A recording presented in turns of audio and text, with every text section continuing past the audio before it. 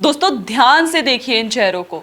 राहुल गांधी जो रफाल की paper cutting पर प्रधानमंत्री नरेंद्र मोदी और गृह मंत्री अमित शाह का फोटो लगाकर इनके खिलाफ विरोध करते थे, और इन्हीं राहुल गांधी से प्रेरित होकर उनके मिनियन अजय राय एक प्लास्टिक का रफाल पकड़कर उस पर नींबू मिर्ची लटकारकर केंद्र सरकार की हंसी उड़ाते दिखे। आप सोच रहे होंगे कि मैंने इन कांग्रेसी नेताओं के चेहरों पर ध्यान देने के लिए क्यों कहा। तो वो इसलिए ताकि ये चेहरे हम कभी ना भूलें। ये वही चेहरे हैं जिन्होंने एक समय सरकार के खिलाफ रफाल और S-400 एयर डिफेंस सिस्टम जैसी अपग्रेडेड डिफेंस टेक्नोलॉजी वाले हथियार को खरीदने में रोड़े डाले थे। आप खुद ही सोचें, अगर आज भारत के पास ये टेक्नोलॉजीज ना होती या प्रधानमंत्री नरेंद्र मोदी ने इनकी बातों को इग्नोर करके फ्रांस और रूस से ये हाईटेक डिफेंस इक्विपमेंट्स ना खरीदे होते, तो शायद आज हम पाकिस्तान के उन ड्रोन का जवाब ना दे पाते जो हमारे देश के बॉर्डर राज्यों सहित हमारी राजधानी दिल्ली, हमारे हिंदू मंदिर और हमारे सिख गुरुद्वारों को लगातार निशाना बना रहे हैं। दोस्तों, आज भारत इन पाकिस्तानी ड्रोन हमलों का मुकाबला इन्हीं एडवांस डिफेंस टेक्नोलॉजी की वजह से कर पा रहा है, जिसके लिए हमें केंद्र सरकार के उन प्रयासों की सराहना और कांग्रेस के ये एडवांस टेक्नोलॉजी खरीदने के विरोध को नहीं भूलना चाहिए। चलिए आपको याद दिलाते हैं कि कैसे कांग्रेस ने देश के डिफेंस सिस्टम को तोड़ फोड़ कर राष्ट्रीय हित और पार्टी हित के बीच की उस रेखा को ही धुंधला कर दिया है।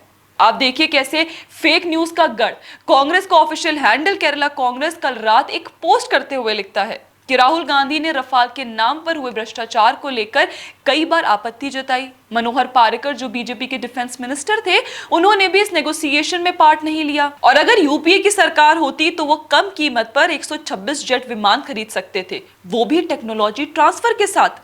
अच्छा, तो भाई साहब खरीद लेते ना आप, पर आपने तो अपने 126 जेट खरीदने के बिल की ही कुछ 1,86,000 करोड़ रुपए का बिल बना दिया था, जो कहीं से भी लॉजिकल नहीं था, और यही कारण है कि ये डील कभी आप पूरी कर ही नहीं पाए। और वहीं जब एनडीए की सरकार ने रफाल डील की तो उसमें 36 जेट्स की मांग कुछ 58,855 करोड़ रुपए की थी, जो कि यूपीए की डील से लगभग 2.86% सस्ती थी, और वह भी जेट में वॉरहेड के साथ। यही वजह है कि सीएजी की रिपोर्ट को सुप्रीम कोर्ट से 2019 में मंजूरी मिली।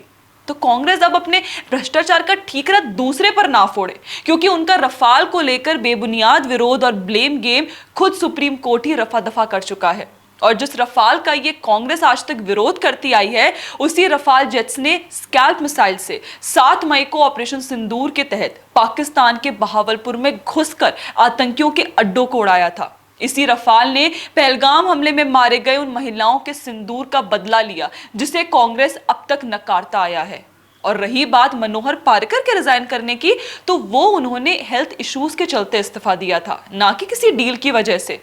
और वैसे भी अब जब मनोहर पारिकर जी की बात यहाँ छिड़ी गई है, तो आप लोगों को बता दें कि जब S-400 डिफेंस सिस्टम की फाइनल डील साइन होनी थी, तब उन्होंने ही एज डिफेंस मिनिस्टर ऐसी हालात में नेजल ट्यूब पहनकर इस हिस्टोरिक डील को फाइनली एग्जीक्यूट किया था।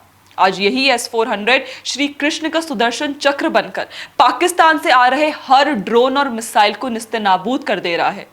क्या रफाल की तरह S-400 को 2017 में रूस से खरीदते वक्त भी नरेंद्र मोदी को यूएस द्वारा काफी क्रिटिसाइज किया गया। यहां तक कि यूएस ने यह भी कह दिया था कि अगर भारत रूस से ये डिफेंस इक्विपमेंट खरीदता है तो उन पर कड़े सैंक्शंस लग सकते हैं। पर 56 इंच की वो छाती जानती थी कि चीन और पाकिस्तान के खिलाफ हमारी हवाई सुरक्षा को बेहतर बनाने में S-400 कितना महत्वपूर्ण साबित हो सकता है। देख रहा है एक अकेला कितनों को भारी पड़ रहा है। आज यही सिस्टम भारत का रक्षा कवच बनकर पाकिस्तानी मिसाइलों से हमें बचा रहा है। इन सबसे मैं 2 निष्कर्ष निकाल सकती हूँ। पहला ये कि कैसे नरेंद्र मोदी ने बाहरी और अंदरूनी दोनों ताकतों का सामना कर भारत के डिफेंस सिस्टम को सुरक्षा कवर के रूप में बेहतरीन उपकरणों से सजाया है। और दूसरा, कांग्रेस का अपने ही देश के प्रति खतरा बनना। ये पार्टी और इसके नेता सरकार विरोधी बयान देते देते असल में देश विरोधी बन चुके हैं, और हमारे देश के लिए एक लायबिलिटी भी।